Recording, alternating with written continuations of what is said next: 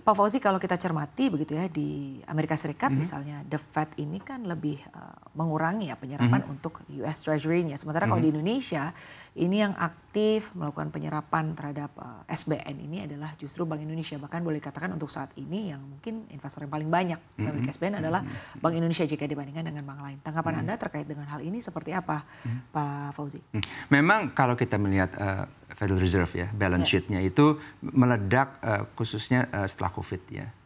Bahkan sebelum COVID sudah mulai meningkat ya dengan kebijakan quantitative easing-nya mereka. Ya. Sehingga wajar saja mereka harus mengurangi neraca mereka. Ya. Ini suatu proses yang wajar ya. Apalagi dengan keadaan yang dianggap normalisasi. Ya. Di Indonesia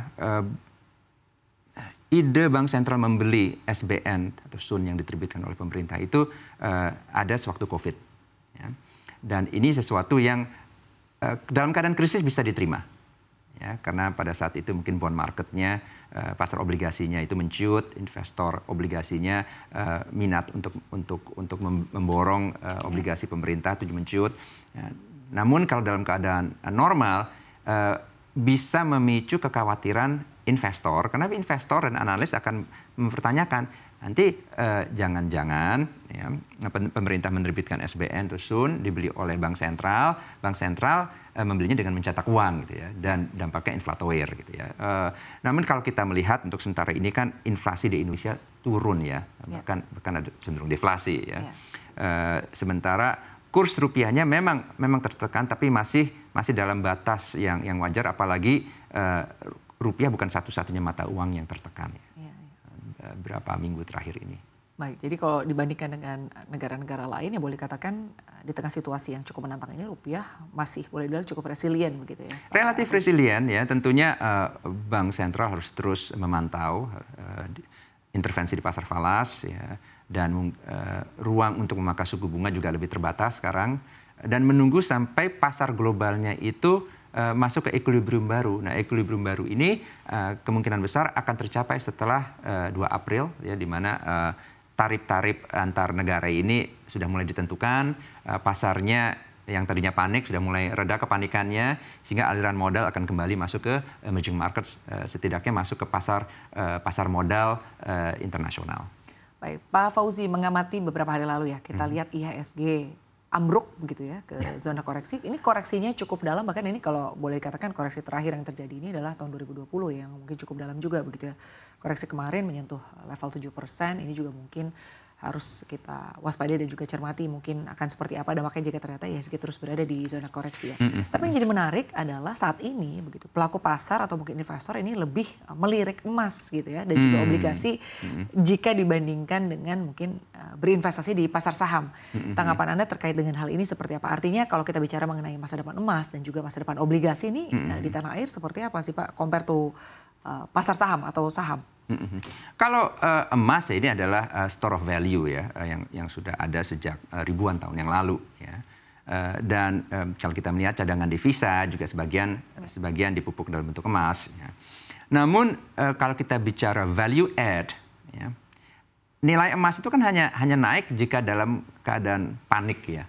Ya, dalam perang ya, perang dunia ke-1, perang dunia ke-2, atau sewaktu US dollarnya melemah ya, karena ada korelasi negatif antara harga emas dan kurs dolar. Ya. Kalau saya pribadi sih cenderung lebih suka saham, karena saham ini adalah representasi dari korporasi, yaitu representasi dari ekonomi yang akan terus-menerus tumbuh dengan pertumbuhan daya beli masyarakat, dengan inovasi teknologi. Menurut saya, dengan adanya koreksi yang dalam ini merupakan waktu untuk membeli. Karena tadi yang seperti kita sudah bahas, kapan lagi kita bisa kita melihat harga saham blue chips itu turun, sehingga bisa-bisa price to book value-nya di bawah 1, bisa-bisa price to earning multiple-nya di bawah 10, walaupun earnings-nya mungkin saja turun ya, tetapi return on equity-nya masih belasan persen gitu. Dan juga dengan turunnya harga saham yang begitu tajam, khususnya yang blue chips ya, otomatis dividend yield-nya juga naik. Ya. Kapan lagi kita melihat ada saham-saham blue chips yang memberi dividen dengan dividen yield mendekati 10%. Ya. Sehingga ini merupakan opportunity. Ya, memang ada risikonya, cuman kan ada pepatah, fortune favors the bold. Ya, if you don't take risk, you will never reap the benefit or the reward. Oke, jadi Anda melihat bahwa di tengah koreksi yang terjadi saat ini, investor harusnya bisa melihat peluang begitu ya. Ada valuasi-valuasi dari saham-saham tertentu yang malah mungkin justru oke untuk Betul, dibeli. betul. Karena kalau kita melihat secara fundamental, ekonomi Indonesia masih tumbuh kira-kira 5%. Kalau kita melihat para analis global, investor global yang memprediksikan pertumbuhan ekonomi Indonesia di tahun 2025, ini masih rata-rata memprediksikan pertumbuhan ekonomi Indonesia 5% gitu. Nah, itu kedua tertinggi di G20. Tapi target kita 8%, Pak. Itu bisa saja, ya, itu aspirasi ya. Tapi 5% dibanding pertumbuhan ekonomi di G20 itu relatif bagus. Ya. Sehingga dampaknya adalah sektor korporasi juga diperkirakan masih terus melaba, ya, masih mencetak laba walaupun mungkin labanya turun ya, tergantung dengan keadaan faktor X, khususnya faktor global. Baik, tapi kalau aset berbasis ekuitas Pak saat ini atau mungkin ke depannya lah di tahun-tahun yang cukup menantang ini atau mungkin di tahun 2025 ini, menurut pandangan Anda ini akan seperti apa? Kembali lagi, selama kita optimis bahwa pertumbuhan ekonomi global, pertumbuhan ekonomi Asia, pertumbuhan ekonomi Indonesia ini masih positif, ya, tidak masuk ke negatif territory atau kontraksi ekonomi atau resesi, maka kita bisa berasumsi bahwa laba korporasi, ya, walaupun untuk sementara ini mungkin sedikit melemah, ya, tetap akan tumbuh 5 tahun, 1, 2, bahkan 5 tahun ke depan. Ya.